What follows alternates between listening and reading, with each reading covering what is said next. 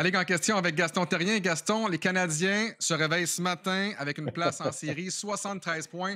C'est un de plus que les Rangers. Le CH a deux matchs en main sur New York. Victoire de 6-3 contre les Sens mardi. Puis, Gaston, j'en profite pour faire un clin d'œil amical à tous ceux qui ont répondu en commentaire que tu étais dans les patates quand tu as prédit que les Canadiens allaient se frayer un chemin jusqu'en série. C'est encore un mois la saison, mais aujourd'hui, du moins, tu as raison. Ah, il y en a qui m'ont pas critiqué, mais ils ont dit que j'étais des patates. Mais c'est vrai qu'à un certain Ah oui. moment, tu te demandes s'ils sont capables de maintenir la cadence, de gagner des matchs. Mais je regarde hier, Suzuki Caulfield n'ont pas joué un vilain match, mais on les a pas vus offensivement produire aussi souvent qu'ils l'ont fait lors des derniers matchs. Donc, qui a pris la relève? Un trio qu'on s'attendait pas du tout qu'il soit capable d'être productif. 9 points. Je parle de Gallagher, Dvorak, Anderson. Donc, à chaque fois, il y a une solution de rechange pour que le Canadien soit capable de gagner des matchs. Moi, je pense sincèrement, et je le dis encore, je serais amèrement déçu que le Canadien ne soit pas dans les séries parce que dans le moment, il le mérite et il le mérite beaucoup plus que certaines équipes, et je pense, entre guillemets, aux Rangers de New York. Gaston, j'aimerais qu'on revienne sur les commentaires. Puis je pense que c'est Arbor Jackay cette semaine qui a dit la plus grosse rivalité du Canadien de Montréal. Tu sais, oui, Boston, Toronto, des rivalités historiques, mais sur la patinoire, la rivalité la plus intense, c'est avec les sénateurs d'Ottawa. Les deux équipes ne se sont pas affrontées en série depuis 2015. Puis c'est rare qu'on a une rivalité entre deux équipes qui se sont à peu près pas affrontées en série. Imagine si cette rivalité-là est intense en saison, à quoi ça ressemblerait en séries éliminatoires canadiens contre sénateurs. Ben, je pense à quelque chose, puis j'ai le fourré, Brandon Pross, qui avait déclaré Ah ouais, sur l'entraîneur des Sens. Tu te rappelles de cette déclaration-là. Mais ouais. quand je regarde le Canadien de Montréal, hier, là, il y a eu de l'émotion, il y a eu de l'intensité, mais c'est venu de qui? C'est venu du Canadien. Dès les premiers 5 minutes, Anderson, Gallagher, pas de Dvorak, parce que c'est pas un gars physique, mais Anderson, Gallagher ont provoqué l'adversaire, ont provoqué les défenseurs, mis en échec, ils n'ont pas arrêté. Et hier, je m'excuse, Brady Tkachuk était complètement absent. J'aurais aimé le voir un peu plus physique. J'aurais aimé le voir un peu plus dans les coins de patinoire. Il semblait peut-être un petit peu fatigué. Puis j'enlève rien à Ketchuk et à Strudla parce qu'ils ont quand même permis aux sénateurs d'avoir 6 matchs consécutifs avec une victoire. Sauf qu'hier, ils n'étaient pas là. Suzuki Caulfield, on les a vus un peu offensivement. Ils ont contrôlé le jeu, pas été capables d'avoir une grosse production. Simplement, le but est très important, par exemple, en avantage numérique de Suzuki, qui joue Mhm. maintenant les 2 minutes Ah, c'est ça. entières sur l'avantage numérique.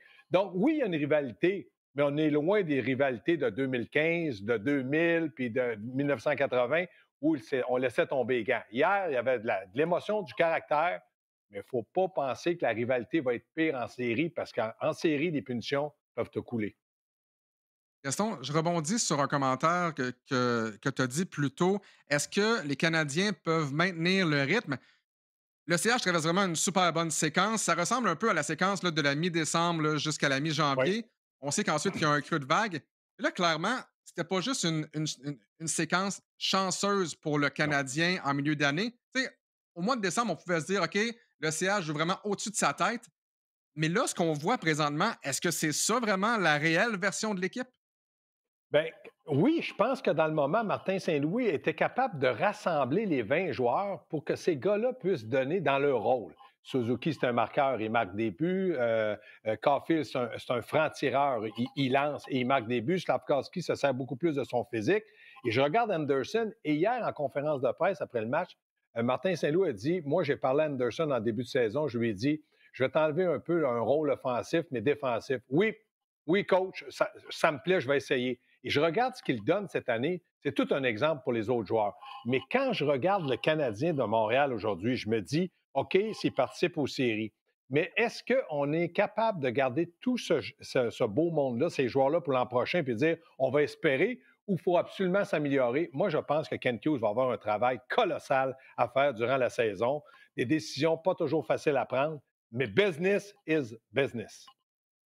Ah, tu sais, justement, tu l'as dit, le premier trio, c'est vraiment celui qui mène la charge depuis la confrontation des quatre nations. Puis Martin Saint-Louis, ce que j'aime, c'est qu'il utilise force contre force. Premier trio contre premier trio adverse. Et on voit que le premier trio du Canadien joue bien. Depuis la pause des quatre nations, Suzuki, c'est 18 points, Caulfield, c'est 12, Slavkovski, c'est 11. Et on revoit Gaston, enfin, peut-être le Slavkovski de la deuxième portion de la saison dernière? Ben, hier, là, peut-être pris des mauvaises punitions, il n'a peut-être pas été aussi concentré, mais je continue à dire, il y a 20 ans. Mais il joue du gros hockey. Oui, il joue du gros hockey parce que Martin lui a dit, puis je pense que Martin est un genre d'entraîneur capable de te mettre en confiance par ses paroles. Il lui a dit, si tu te sers de ton physique, si tu protèges la rondelle, si tu vas devant le but, à un moment donné, ça va payer. Et surtout, jamais hésiter de prendre un lancer. Et hier, qui me surprit son lancer? Lane Hudson. Ben Quel oui. lancer du poignet qui a marqué un but, mais est-ce qu'il pourrait s'en servir lui aussi un peu plus souvent? Oui. De le mettre au filet, c'est une chose. De trouver les retours de lancer puis de faire dévier cette rondelle-là, ça pourrait être une autre chose. Ça pourrait l'aider. Mais de toute manière, le Canadien joue du très, très grand hockey. Je reviens sur les commentaires de Martin Saint-Louis qui parlait de Josh Anderson. Il a dit Josh Mhm. représente bien la culture des Canadiens de Montréal. Joue blessé, on va rien apprendre à personne, mais il a la pédale au plancher dans chaque match. Puis tu regardes ses statistiques cette saison 12 buts, 10 passes, 22 points en 67 matchs. Hein?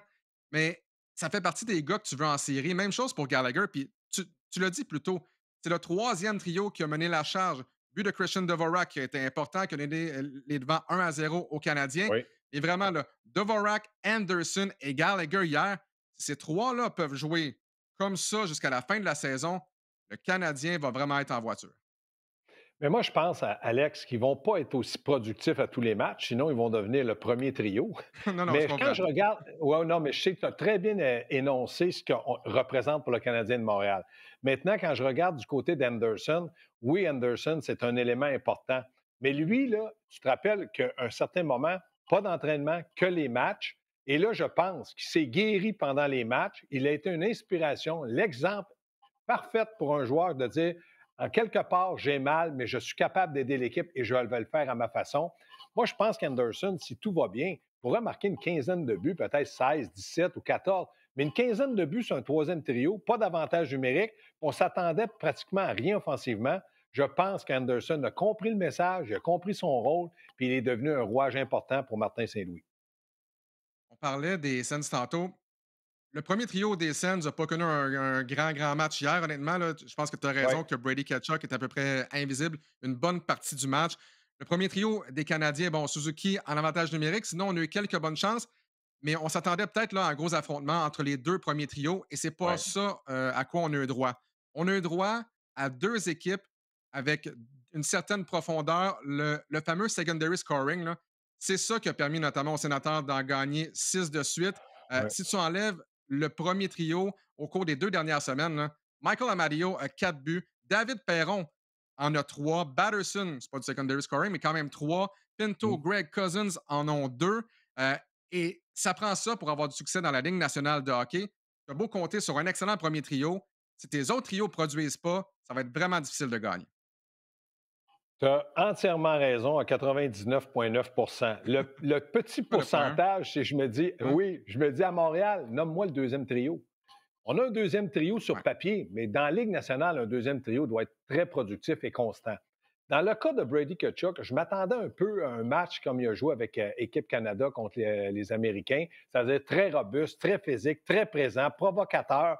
Je m'attendais à ce que Jack Eye soit un peu l'élément clé pour aider le Canadien, mais moi, je m'attendais aussi que Brady Tkachuk ne laisse pas tomber les gants contre Jack Eye. La perte du côté des Sénateurs a été plus grande que celle du Canadien. Mais on n'a pas vu Ketchuk devant le filet brasser. Norman Flynn appelle ça des faciales, là, les gants dans le visage un peu. Ça remet tes boutons en perspective un peu. Mais moi, je pense qu'ils ont manqué un peu d'énergie, ont manqué un peu de caractère. Mais le crédit revient aux Canadiens où eux, l'accélérateur est au fond. Et la foule, c'est-tu fatigant de jouer à Montréal d'après toi? C'est intimidant. Surtout si les Canadiens prennent les devants en premier. C'était bruyant au Centre Bell à la suite du but de Christian Dvorak. Et en troisième période, la poussée des Canadiens, évidemment. Ça doit être assez difficile de jouer au Centre Bell lorsque tu es l'équipe adverse. Puis juste, Gaston, je trouve que la saison des Sénateurs, celle des Canadiens, se ressemble beaucoup. Regardez le calendrier, faites l'exercice sur Internet. Euh, on a mal commencé l'année. Excellente séquence, mauvaise séquence, bonne séquence, mauvaise séquence, bonne séquence. C'est un peu signe de deux équipes qui ne sont peut-être pas tout à fait à maturité présentement, mais l'avenir est rose là, tant à Ottawa qu'à Montréal. Bien, Alex, tu as tellement raison quand tu fais ça. Le seul joueur là, qui est un peu plus mature là, du côté des sénateurs, c'est Claude Giroux. Et il joue très bien. J'adore ce joueur-là. C'est un professionnel. Tu vois qu'il apporte beaucoup aux sénateurs. Les autres joueurs, là, c'est entre 20 ans, 21, 22, 23, 24. Même chose pour Canadiens. Regarde Suzuki, Caulfield, Slavkovski. Les gars les plus matures, c'est Matheson, qui joue du bon hockey lui aussi, mais comme défenseur au lieu que Giroux, c'est un attaquant. Mais les autres, là, c'est tous des joueurs qui sont en train de se développer, de prendre de l'expérience, démontrent du caractère, amènent de l'émotion. Pour les valeurs et la culture d'une formation, là, copier-coller sénateur canadien, tu as entièrement raison.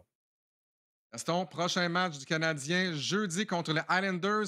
Encore une fois, le match le plus important de l'année. Oui, puis je ne serais pas surpris que Patrick mette les jambières pour battre le Canadien. On verra. Merci beaucoup, Gaston. On se reparle très bientôt. Salut!